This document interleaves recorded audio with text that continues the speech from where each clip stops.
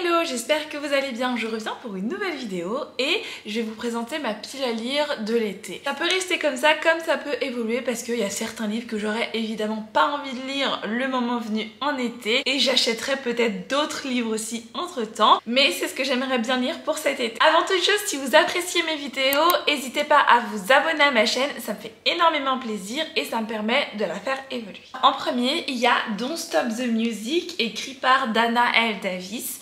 Je vous l'avais présenté dans les sorties littéraires du mois de mai. Ça me tentait bien, du coup je l'ai acheté. C'est une petite romance, c'est sympa pour l'été, franchement tout ce que j'ai envie de lire. Dans cette histoire, on va donc suivre l'histoire de Langston et Dylan. Langston est parti et il est devenu une star et c'est devenu The Legendary. Langston va revenir habiter avec Dylan sur un prétexte bidon. Dylan aura une seule condition, c'est qu'ils réalisent leur bucket list d'enfance, qu'il ait le droit de rester installé chez eux. Ça m'a l'air d'être une romance assez sympa, en tout cas j'aime pas mal le pitch, la couverture est plutôt sympathique.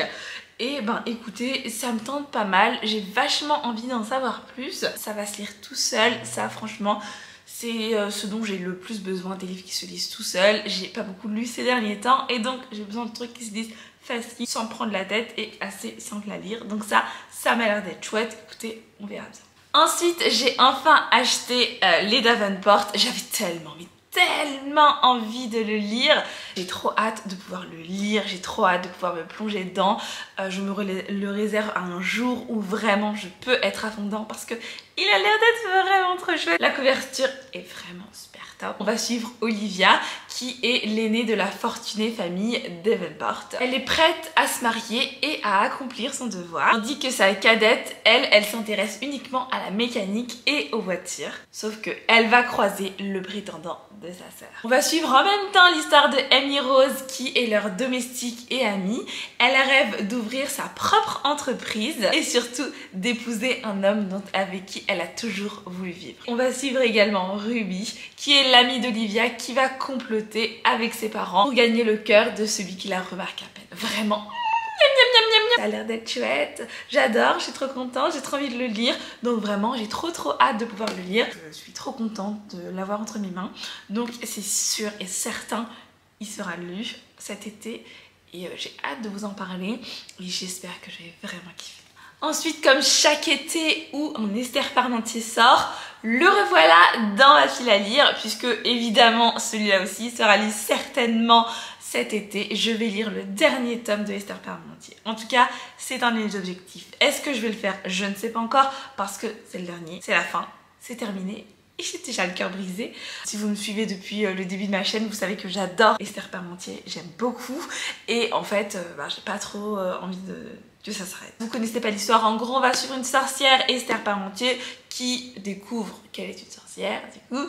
Et elle va un peu entrer dans un monde de créatures un peu surnaturelles où elle va rencontrer plein d'autres gens et donc ils vont surtout résoudre des enquêtes à l'intérieur. C'est drôle, c'est pétillant, ça donne le smile. Franchement, à chaque fois que je lis ça l'été, je suis vraiment heureuse.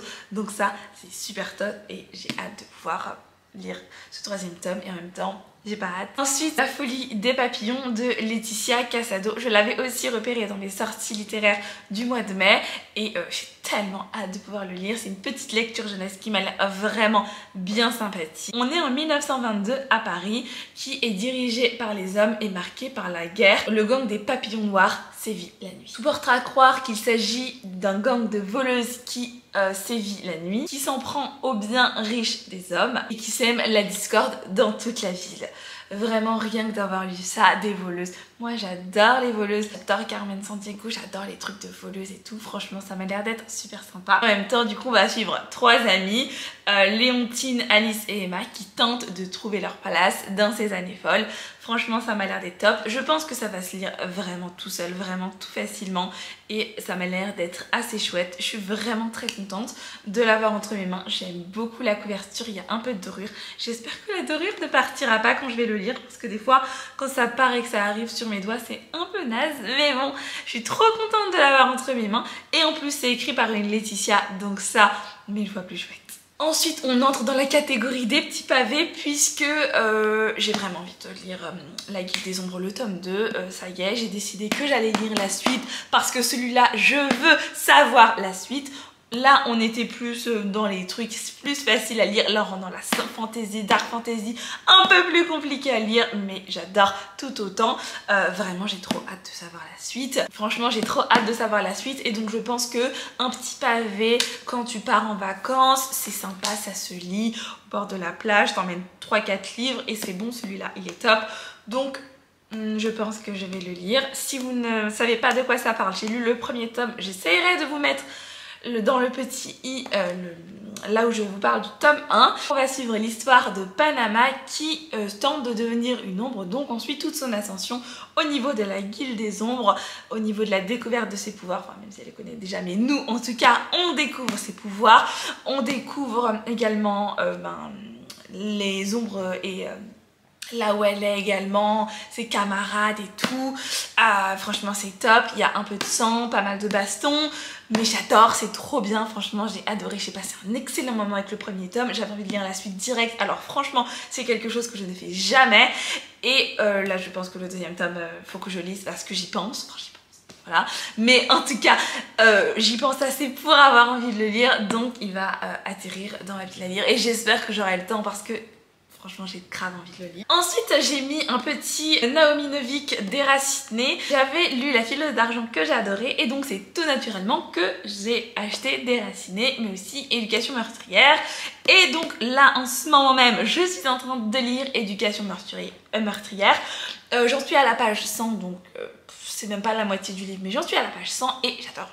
Je sais que ça fait beaucoup de Naomi Novik en peu de temps, mais j'ai envie de lire Déraciné parce que vraiment c'est celui dont j'ai entendu le plus de bien, le plus parler, et c'est celui qui me tente le plus. Éducation meurtrière était sous ma main aussi, je l'ai acheté il y a pas très longtemps, encore plus récemment que celui-là, et donc je me suis dit bon, je vais commencer par Éducation meurtrière, il est là, je lis. Finalement j'ai trop envie de lire Déraciné, il me tente grave, donc il sera lu certainement, encore une fois, parce qu'on n'est jamais sûr avec moi. J'ai entendu tellement de bien, tellement de bien après avoir lu La Fileuse d'Argent. Il y a beaucoup de gens qui sont venus me dire lis Déraciné, il est trop cool et tout, donc vraiment j'ai envie de le lire.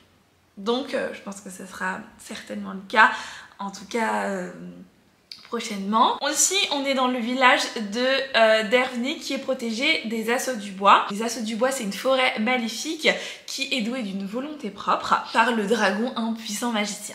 Celui-ci, en échange de ses services, prélève un lourd tribut, c'est-à-dire à chaque génération, la plus jolie des femmes de la communauté disparaît. Cette année, c'est Cassia qui va être choisie, en tout cas, personne n'en doute dans ce petit village. Sauf que les choses ne vont pas se passer comme prévu. Vraiment, ça m'a l'air d'être chouette, j'ai trop hâte de découvrir qu'est-ce qu'il y a dans la tour, qu'est-ce qui va se passer dans la tour, pourquoi c'est pas Cassia qui va être choisie, pourquoi c'est une autre, tout ça. Bref, ça me tente de ouf, j'ai trop hâte de pouvoir le lire, je me pose des milliards de questions, ça me tente de ouf et je suis trop contente et trop surexcitée à l'idée de lire, ça me remplit de joie, donc vraiment j'espère qu'il me plaira parce que j'en ai entendu tellement bien, et donc si j'aime pas, je t'avoue que je serais un peu déçue, mais bon, vu que j'aime bien Éducation meurtrière pour l'instant, j'ai bien aimé La Fileuse d'Argent, je vois pas pourquoi j'aimerais pas Déraciné, mais bon, on sait jamais. Ensuite, un autre livre, mais cette fois-ci que j'ai en version e-book, c'est Un dragon sur le cœur, écrit par Anne Longbridge. J'avais déjà lu Mon cœur sur la Tamise, c'était au moment de l'hiver je pense, et j'avais bien aimé notamment sa plume, mais aussi l'histoire, j'avais absolument tout aimé, c'était vraiment très sympathique, et du coup je me dis que cette fois-ci j'aimerais bien lire son nouveau roman puisqu'il est sorti il y a pas mal de temps, je l'ai acheté et puis je l'ai toujours pas lu, donc il serait temps de le lire. Et puis je me dis c'est une petite romance, un petit truc sympa, c'est toujours chouette en été. En été c'est vraiment principalement ce que je lis, de la petite romance, parfois des petits meurtres, parfois un petit peu de sang, mais pas mal de romance. On va suivre l'histoire de Irène qui a vécu le décès de sa grand-mère comme un électrochoc. Elle se dit qu'il est peut-être temps maintenant d'agir et de réaliser ses rêves. C'est avec cette idée en tête qu'elle part dans le Sussex au sud de l'Angleterre afin de réaliser son rêve et d'ouvrir dans un petit cottage un bed and breakfast. On va suivre du coup toute sa petite aventure pour tenter d'ouvrir le bed and breakfast et ça m'a l'air d'être assez chouette, franchement assez sympa, assez cool, ça me tente vachement, j'ai hâte de pouvoir le lire, je pense que ça va être assez chouette. Ensuite, évidemment, je compte lire le dernier livre de Christelle Dacruz qui est sorti aux éditions Plume du Web, La diseuse de mort. Je ne l'ai pas encore en ma possession. Oui, vous allez vous dire, mais comment ça se fait Laetitia que tu l'as pas encore à ta possession? C'est quoi ce sacrilège? Je sais. Mais j'ai été dans 3 librairies, les 3 ne l'avaient pas. Au bout d'un moment, ça a commencé à me courir sur le haricot. Hein. Écoutez, j'en avais marre. Mais il sera prochainement dans la bibliothèque pour rejoindre ses petits copains au-dessus de moi. De toute façon, il n'a pas le choix de rejoindre ses petits camarades au-dessus de ma tête. Donc, il va arriver. Mais pour l'instant, il n'est pas là. J'ai toujours pas lu le résumé de La diseuse des morts écrit par Christelle Dacruz et je ne compte toujours pas le faire. Allez, en barre d'infos, il y aura toutes les informations, mais je vais vraiment pas en savoir plus. Je sais que c'est de la bitlite et c'est tout ce qui m'intéresse. De toute façon, que ça pouvait être de la bitlite, du policier ou autre, je l'aurais acheté, mais j'ai pas trop envie d'en savoir plus, ni de lire le résumé, donc j'ai hâte de pouvoir le découvrir. Et ensuite, je compte lire La mort de Mr. Westaway, écrit par Ruth Ward. C'est un petit thriller et il m'a l'air assez sympathique. On va suivre l'histoire de Harriet Westaway qui va recevoir un courrier de la part de sa grand-mère qui lui annonce qu'elle va toucher un gros héritage. Ça l'arrange puisqu'elle a emprunté énormément d'argent sans vraiment aucun scrupule, tout en mettant sa vie en danger. Donc cet héritage pourrait lui permettre de rembourser ses dettes. Le seul problème, c'est que ses grands-parents sont décédés 20 ans auparavant et elle ne les a jamais connus. La lettre a donc été adressée à la mauvaise personne. Rien que ce petit résumé me donne vachement envie d'en savoir plus. Ça a l'air d'être assez sympa. Il est assez court puisqu'il fait 488 pages, donc ça va, c'est assez court. Et je sais pas, je suis bien intriguée par l'histoire du résumé et ça m'a l'air d'être plutôt chouette. Et enfin, je vais lire le 4e tome écrit par Céline Badarou de Ravinger et Ward. Il n'est pas encore sorti, mais je l'ai en version numérique. Je vais le lire très prochainement. Il sort au mois de juillet. Et pour l'instant, je crois que la couverture n'a pas encore été annoncée.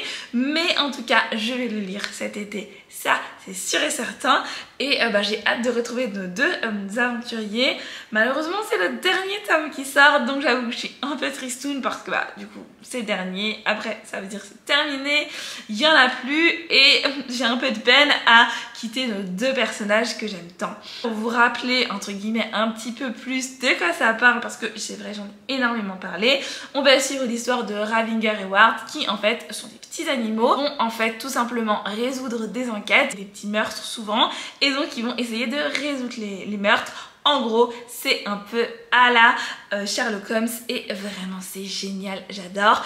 Et il y a beaucoup de pâtisseries, il y a beaucoup de choses très bonnes, ça donne énormément faim, mais c'est toujours chouette. Voilà pour les petites lectures que je compte lire cet été. Ça fait quand même pas mal, mais j'espère que j'aurai le temps de lire au moins la moitié. Ça, ce serait cool. Si vous avez bien aimé cette vidéo, n'hésitez pas à me rejoindre sur les autres réseaux sociaux, notamment sur TikTok et Twitter où je poste beaucoup plus. Je vous remercie d'avoir regardé cette vidéo, ça me fait énormément plaisir. N'hésitez pas à me dire dans les commentaires s'il y a certains livres que vous avez déjà lus ou certains que vous avez envie de lire.